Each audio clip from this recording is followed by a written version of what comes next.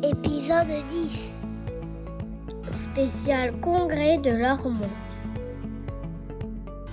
Bienvenue dans la saison 2 du podcast de la CFDT.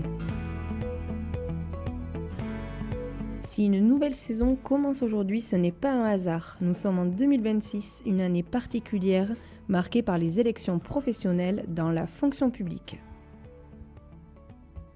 Une année pour comprendre les enjeux, parler d'engagement, de représentation et de ce qui se joue concrètement pour les personnels.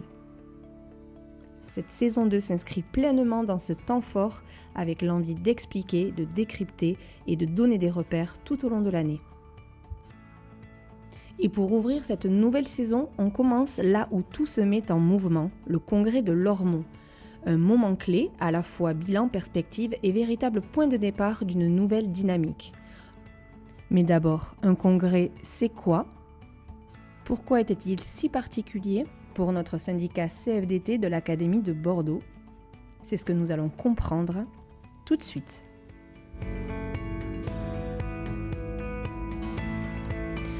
Bonjour à toutes et bonjour à tous et bienvenue dans ce nouvel épisode du podcast de la CFDT.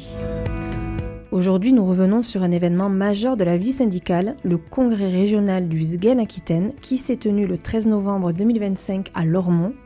Un moment fort de démocratie interne où nous avons réfléchi ensemble à notre avenir et décidé de grandes choses pour notre organisation.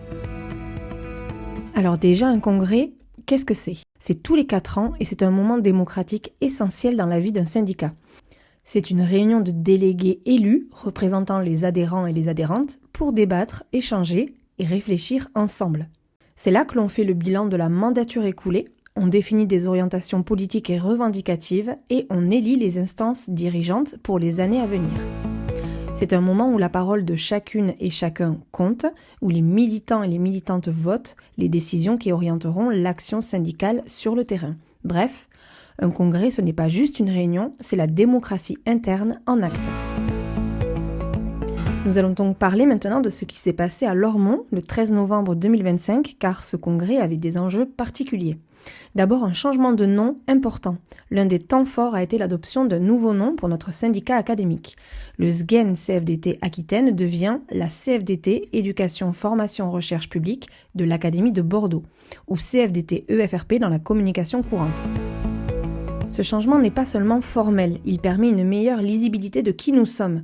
Il affirme plus clairement notre appartenance à la CFDT, la première organisation syndicale de France, et il reflète mieux la diversité des personnels que nous représentons. Enseignants, enseignantes, personnel de l'éducation, de la formation, de la recherche, les administratives, le GRETA, le CRUS, les AESH, bref, ce nouveau nom est donc une étape de cohérence stratégique et identitaire, tout en conservant nos valeurs et nos engagements. Car nouveau nom, mais même engagement et même valeur. Un congrès ne se limite pas à débattre et voter des orientations. Il élit aussi les instances décisionnelles. Tout d'abord le CS, le Conseil syndical. C'est l'instance qui met en œuvre les orientations fixées par le congrès. Il est composé de militants et de militantes qui s'engagent pour plusieurs années. C'est une instance stratégique qui porte et anime la vie syndicale entre 2 congrès. Et la commission exécutive, la CE, élue par le conseil syndical lui-même, le CS, et qui est au cœur de la gestion quotidienne, c'est-à-dire la mise en œuvre des décisions, la coordination de l'action et la représentation dans les instances fédérales et académiques. C'est l'articulation congrès-CS-CE qui garantit la démocratie interne et l'efficacité d'action de notre syndicat. Ce congrès avait une importance particulière par la présence de nos invités d'honneur. Car un congrès, ce n'est pas seulement un temps interne, c'est aussi un moment où l'on se situe dans une organisation plus large, où l'on affirme des liens, des valeurs communes et une cohérence d'action. Et la présence de nos invités d'honneur au congrès de l'Ormont en est une illustration très forte. Tout d'abord, Catherine Navbekti. Elle est la secrétaire générale de la Fédération CFDT Éducation Formation Recherche Publique, et sa présence au congrès de l'Ormont était loin d'être symbolique. Elle montre que notre syndicat académique est pleinement inscrit dans la dynamique fédérale. Elle accompagne et soutient le changement de nom, qui s'inscrit dans une évolution décidée au niveau national, et elle est venue rappeler les priorités fédérales, les valeurs portées par la CFDT et l'importance de l'engagement des militants et des militantes sur le terrain. Sa prise de parole a permis de replacer notre congrès local dans une vision nationale, en lien avec les enjeux de l'éducation, de la formation et de la recherche publique. Et je vous invite à aller sur notre chaîne YouTube pour voir son interview en intégralité. La journée a également été rythmée par une conférence consacrée à la pauvreté à l'école, présentée par Marie-Alette Grach d'ATD Quart Monde, thème central pour comprendre et combattre les inégalités éducatives. Ce fut un moment très fort et émouvant qui nous rappelle la réalité difficile de nombreux enfants sous notre responsabilité. Marie-Alette Grach nous a rappelé combien la lutte contre la pauvreté et l'exclusion est indissociable des enjeux éducatifs.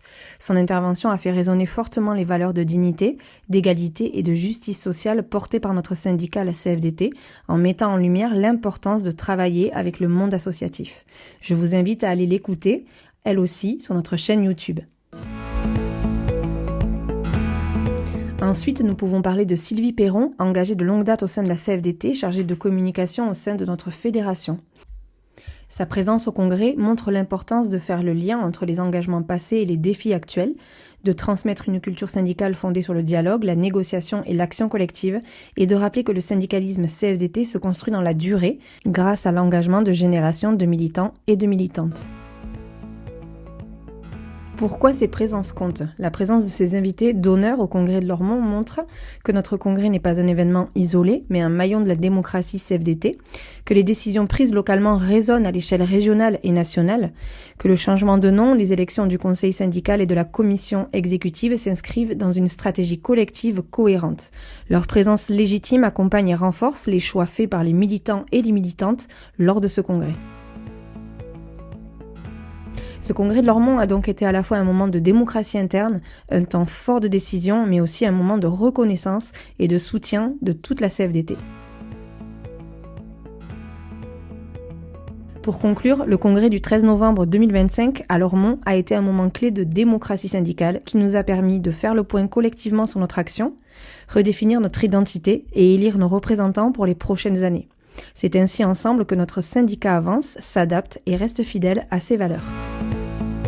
Si vous avez des questions ou souhaitez approfondir certains points, n'hésitez pas à nous écrire ou à laisser un commentaire. Et n'oubliez pas que les élections professionnelles approchent et auront lieu cette année en décembre 2026. Voter pour nous, c'est nous donner du poids et faire entendre votre voix. Merci d'avoir écouté ce podcast CFDT. À très vite pour un nouvel épisode.